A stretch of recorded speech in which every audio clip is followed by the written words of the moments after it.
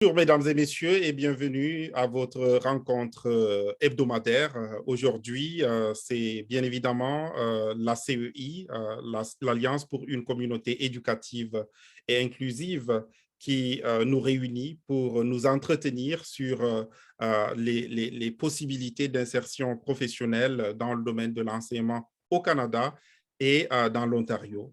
Moi, c'est Richard Atim Nielade et aujourd'hui, nous avons avec nous, une nouvelle invitée. Elle s'appelle Awa. Elle est enseignante ici dans l'Ontario. Sans plus tarder, je vais lui passer la parole, mais d'ores et déjà, elle va nous entretenir sur l'expérience d'une immigrante francophone dans son insertion professionnelle dans un milieu anglophone. Et donc, Awa, nous vous disons merci et nous vous donnons la parole pour que vous-même, vous puissiez vous présenter à nos téléspectateurs nombreux qui voudront bien vous écouter et qui sont certainement scotchés à vos lèvres. Eh bien, écoutez, merci pour cette belle introduction. Alors, bonjour à tous. Moi, je m'appelle Awa. J'ai 41 ans. Je suis la maman de 3 enfants. Et donc, par rapport à mon parcours, donc, je suis au Canada depuis 2010. Et donc, j'ai immigré, oui, en tant que résidente permanente. Donc, maintenant, j'ai la citoyenneté canadienne. Alors donc je suis ici pour, donc partager mon parcours en espérant que ça puisse, aider, en tout cas c'est mon ambition, et l'ambition aussi de la CEI. Donc je vous remercie beaucoup, Richard, de me passer la parole. Donc voilà, donc je suis enseignante comme vous l'avez dit, donc j'habite, dans le Grand Toronto et donc je suis enseignante, qualifiée dans le conseil francophone de ma région. Je possède également une maîtrise en éducation que j'ai obtenue, l'année dernière et en parallèle aussi, j'ai une certification, pour être examinatrice et correctrice du DEF, donc c'est le diplôme d'études en langue française, et voilà, et je détiens aussi une qualification additionnelle en mathématiques, pour le secondaire.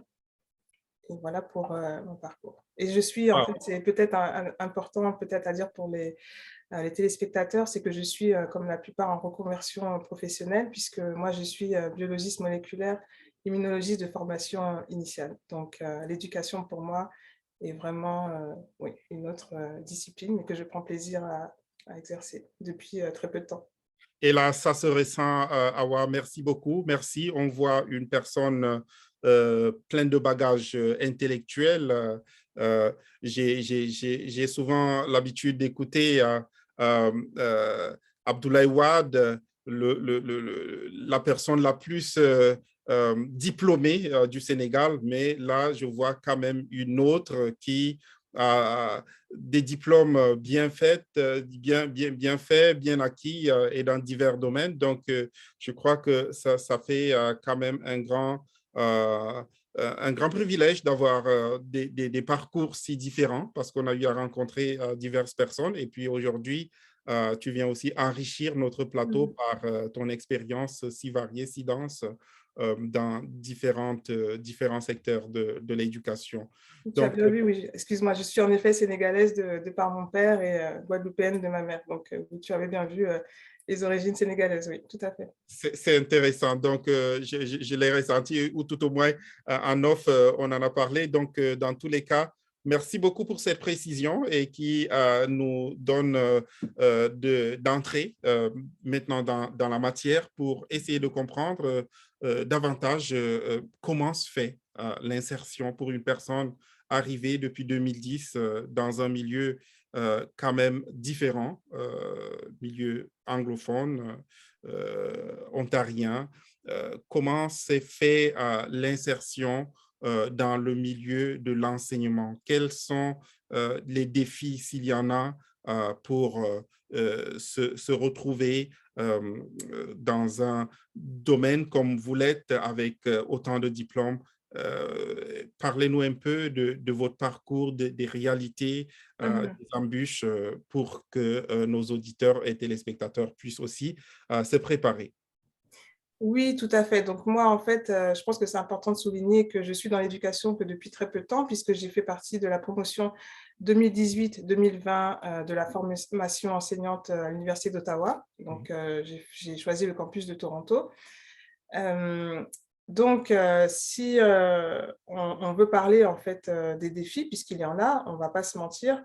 Donc moi, en fait, je vais relever ceux qui, pour moi, sont les plus importants, ou en tout cas ceux que j'ai pu constater moi-même de par mon expérience. Euh, donc, la première, en fait, le premier défi, pardon, je dirais forcément, bah, c'est la langue, puisque donc moi personnellement, en fait, bah, je suis née, j'ai grandi en France. Et je pense que là, en fait, le sujet, c'est vraiment pour les enseignants, les immigrants francophones. Donc, forcément, étant donné qu'on est en Ontario, la langue, ça peut être une barrière pour beaucoup d'entre nous. Ça l'a été pour moi aussi. Donc, moi, la première chose que j'ai faite en arrivant au Canada, c'est que j'ai eu des cours. En fait, j'ai pris des cours d'anglais qui sont offerts par le gouvernement donc pour les résidents permanents. Donc, c'est le souvenir, le Link programme, en fait, je crois, en tout cas. Et c'est intéressant parce que ce sont des cours en fait, que l'on peut prendre depuis son domicile. Donc ça m'a beaucoup aidé. Et en fait, dans le domaine de l'éducation, c'est important en fait, de pouvoir être à l'aise dans les deux langues officielles, donc l'anglais et le français, Mhm. qu'on soit en fait, dans un conseil francophone ou anglophone. Parce que même dans le conseil francophone, on se rend très vite compte qu'il y a en affaire en fait, à des familles qui sont soit anglophones purs ou alors donc même allophones. Et donc, oui, il faut pouvoir s'adapter, donc que ce soit pendant les soirées avec les parents. Donc, quand on travaille dans un conseil anglophone, donc il faut pouvoir en fait rédiger les bulletins scolaires et puis interagir avec les parents si on veut en fait les intégrer en fait dans nos stratégies d'enseignement et d'apprentissage et puis pour accompagner les élèves. Donc, c'est très important ça. Et il y a beaucoup de personnes, en fait, donc qui sont gênées avec ça et qui, malheureusement, sont même freinées dans leur carrière professionnelle parce que, donc, ils ont un souci soit en anglais, soit même parfois en français, parce que des fois, le niveau, en fait, peut être assez exigeant pour intégrer une formation d'enseignement, parce qu'il y a un test en français et parfois même cette étape peut être difficile à franchir. Donc voilà, donc ça c'est un premier défi et que moi-même en fait, bon je vais le dire ouvertement aussi et honnêtement, j'ai moi-même en fait été recalée au test de français et donc j'ai eu une entrée en fait à la formation à titre conditionnel et la condition c'était que je prenne en fait des cours de français comme à peu près 50% de la promotion, en tout cas à laquelle j'ai participé, en plus donc des cours obligatoires. Donc ça, c'est quelque chose aussi à prendre en compte. Et puis, donc, un deuxième défi que je relèverais, donc, c'est la différence de culture. Donc, on en parle beaucoup, ce fameux choc culturel, Mhm. donc, qui varie bon, là où on se trouve. Et je dirais en fait que plus la ville d'accueil est multiculturelle, donc c'est le cas en fait de moi là où je suis, donc dans le Grand Toronto, et plus la probabilité en fait de ressentir ce choc, bon, bah, forcément est faible. Donc moi, j'ai pas vraiment ressenti ce problème culturel, mais bon, je peux imaginer que ça peut être le cas pour d'autres de mes collègues ou futurs collègues. Mhm. Ensuite, donc un autre défi que je soulèverais, donc ce serait tout ce qui entoure le processus pour appliquer à une formation à l'enseignement, quelle qu'elle soit. Mhm. Donc, bah, comme on l'a dit, en fait, je pense qu'il faut vraiment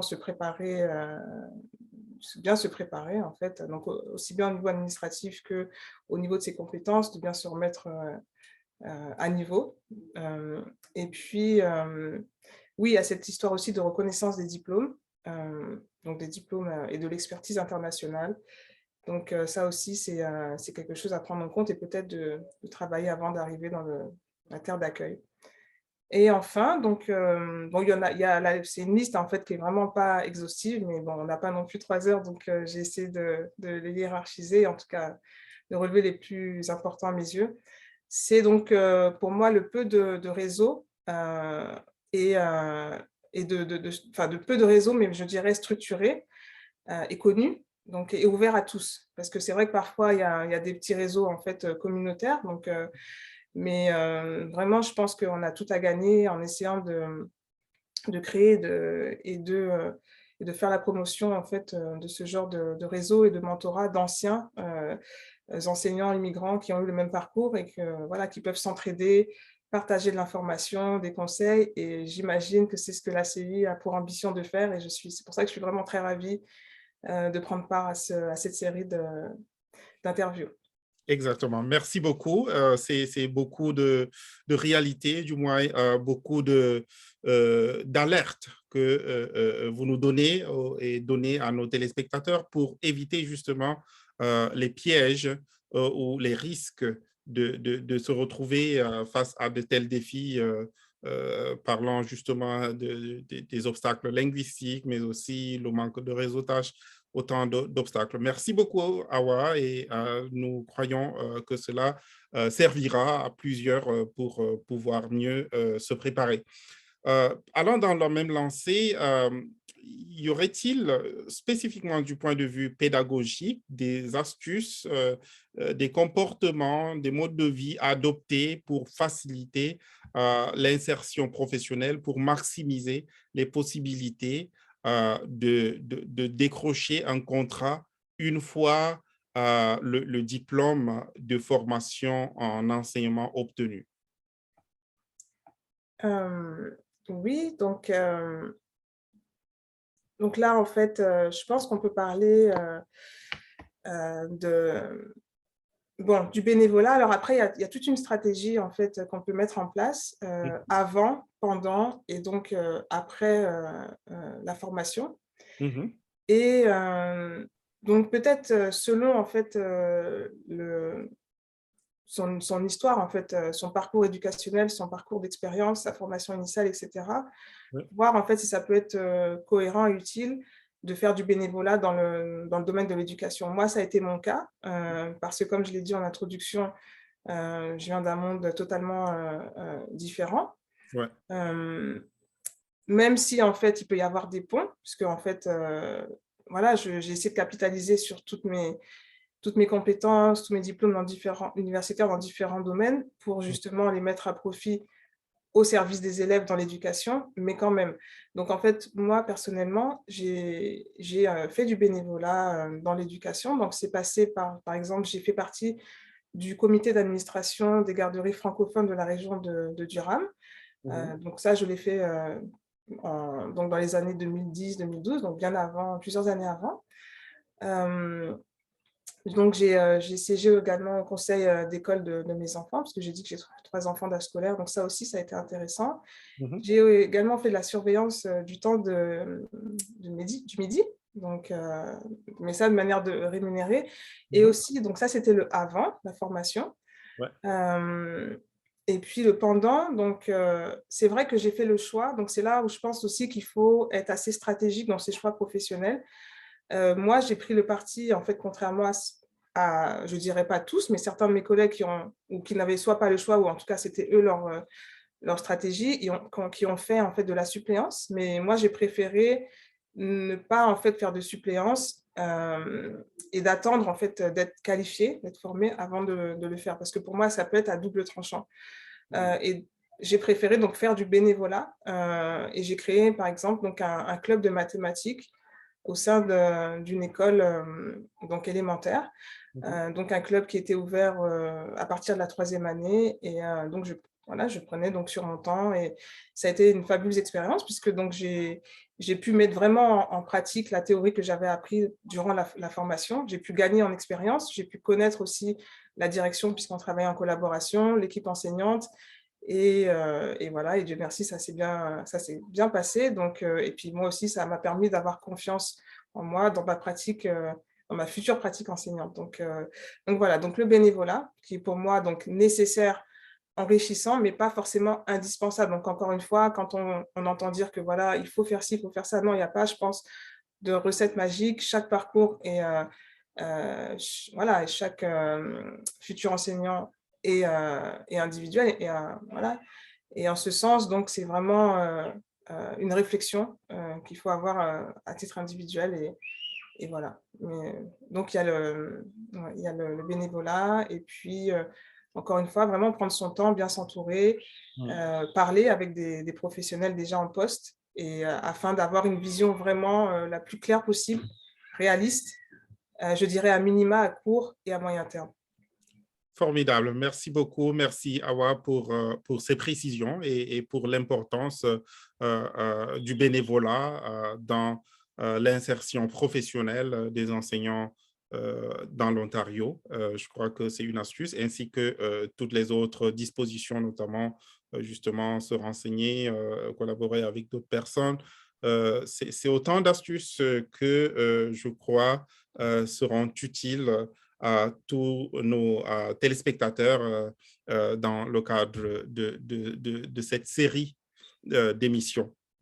Je voudrais aussi savoir, du point de vue maintenant, quand on est juste à la porte de l'emploi, quand on est au niveau de l'interview, par exemple, parce que c'est quand on est appelé déjà euh, pour une interview, ça veut dire quand même qu'on a franchi un certain nombre d'obstacles ou tout au moins d'étapes.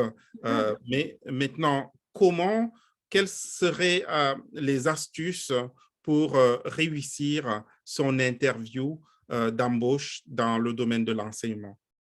OK.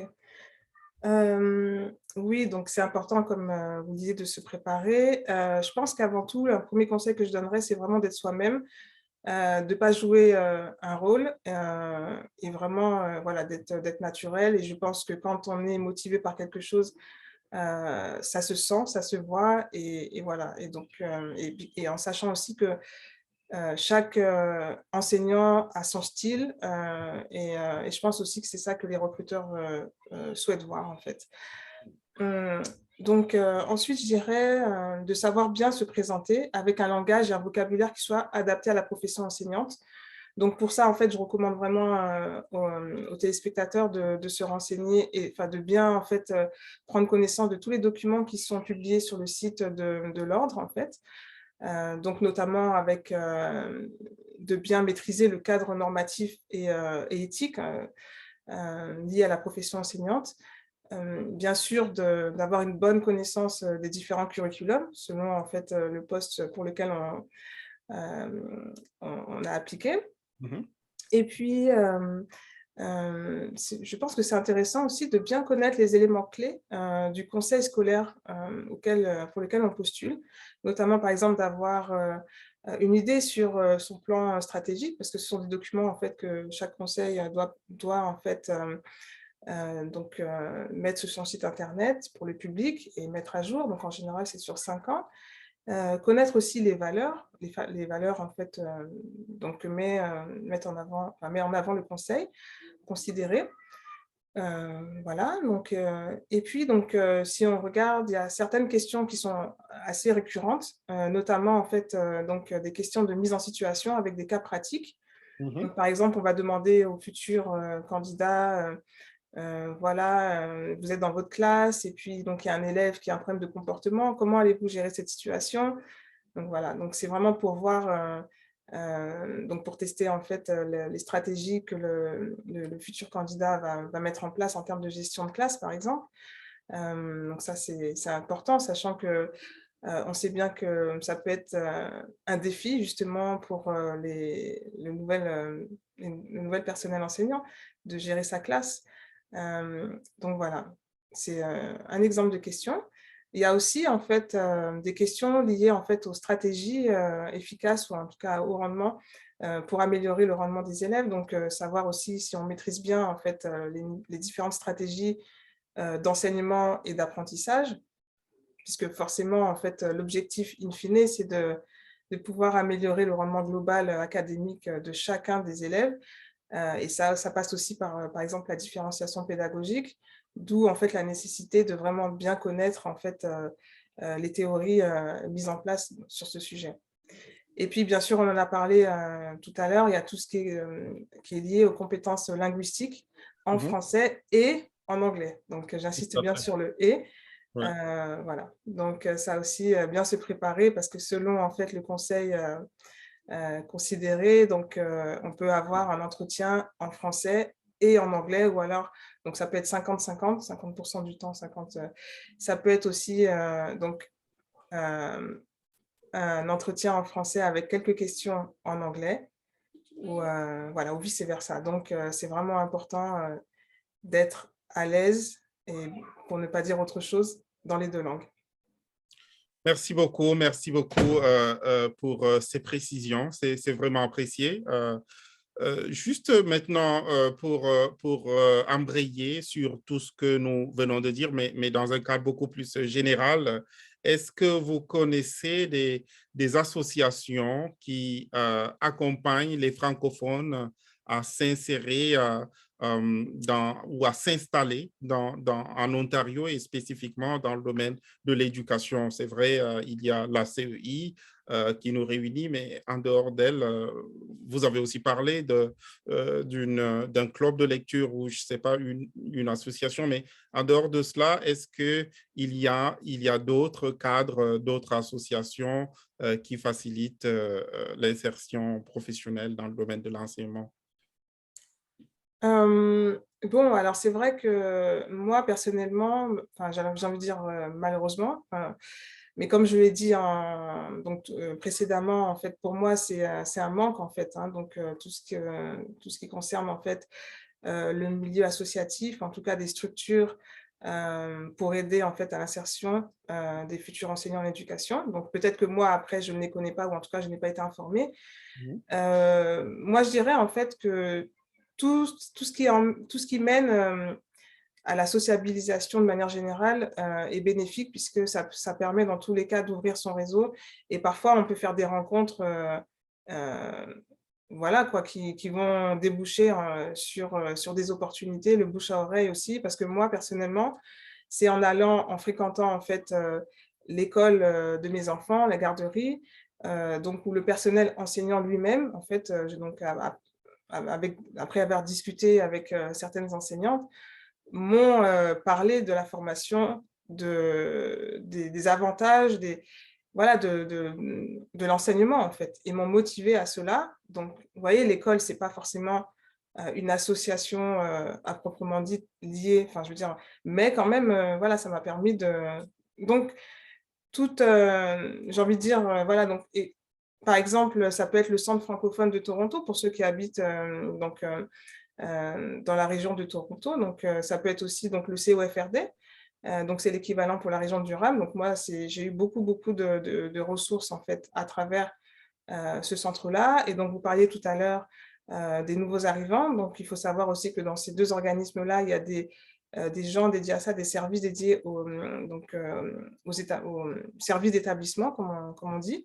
Heu, donc, voilà, c'est une mine d'informations. Donc il y a beaucoup d'activités culturelles francophones, des services francophones, donc en santé, garderie, des services de jumelage, en fait, pour les nouveaux arrivants, des services de mentorat, donc, professionnels. Donc je pense que voilà, donc ça, c'est des organismes, en fait, des bonnes adresses, en tout cas que pour moi je conseillerais. Et puis bon, bah, il y a aussi toutes les associations communautaires, donc ça forcément aussi. Et on n'y pense pas souvent, mais il y a aussi les bibliothèques qui, proposent aussi beaucoup d'activités, et voilà, diverses et variées. Donc voilà, c'est ce que je et puis, Merci oui, beaucoup. et puis, oui, alors je le dis aussi pour, donc nos téléspectateurs qui sont croyants. Il y a aussi les lieux de culte, Hmm. qu'il ne faut pas oublier, donc les églises, les mosquées, et cetera. Donc ils peuvent être aussi également, pourquoi pas, donc le lieu de réseautage, et puis Ouais. voilà, d'opportunités professionnelles. Donc, merci. Ça veut dire qu'il y a toute une mine de centres ou d'organisations qui facilitent l'insertion professionnelle du futur enseignant ou de la future enseignante dans l'Ontario. Mmh. Merci beaucoup, Madame Awa. Nous n'avons pas vu le temps filer, mais nous avons parcouru beaucoup de thèmes ou de sujets importants et nous apprécions tout ce que vous venez de dérouler parce que cela est très utile pour nos téléspectateurs. Peut-être juste un dernier mot à l'endroit de la CEI ou de nos téléspectateurs. Nous vous donnons Oui, l'opportunité. d'accord. Ben oui, oui. Alors, donc, encore une fois, un grand merci donc de m'avoir permis de, voilà, de m'adresser en fait à mes futurs collègues. Et donc, j'espère vraiment en fait que l'association gagnera en visibilité, donc au niveau donc, de l'Ontario, mais pas que, au niveau national aussi. Alors moi, donc, si donc, je pourrais conclure, donc, ce serait par cette petite donc, citation donc, qu'un proche de moi euh, à rédiger, et je pense qu'elle est très juste. Donc, ce n'est pas parce que les choses sont impossibles qu'on ne les réalise pas, mais plutôt parce qu'on ne les réalise pas qu'elles deviennent impossibles. Donc, je voudrais donner l'espoir à tous ceux qui nous entendent de jamais baisser les bras, même si parfois, en fait, le parcours est trébuché d'embauche, comment dire, oui, qu'il y a des... C'est pas facile, quoi, en fait, Oui, c'est pas rectiligne, ouais. mais voilà, de s'accrocher à son objectif. Et voilà. Donc, c'était terminé sur une touche positive et d'encouragement. Voilà. Formidable, formidable. Et c'est très apprécié, tant ici sur le plateau que de l'autre côté, du côté de nos téléspectateurs et téléspectatrices. Merci beaucoup à vous et merci à celles et ceux qui nous ont suivis aujourd'hui et ainsi que des personnes qui vont nous suivre en différé. Nous vous disons merci au nom de la CEI, l'Alliance pour une communauté éducative inclusive. Nous vous remercions et nous vous disons restez scotchés pour une prochaine émission, toujours dans le domaine de l'éducation, toujours pour vous équiper à mieux réussir votre intégration, votre insertion professionnelle au Canada, en Ontario, dans le domaine de l'éducation. Merci beaucoup.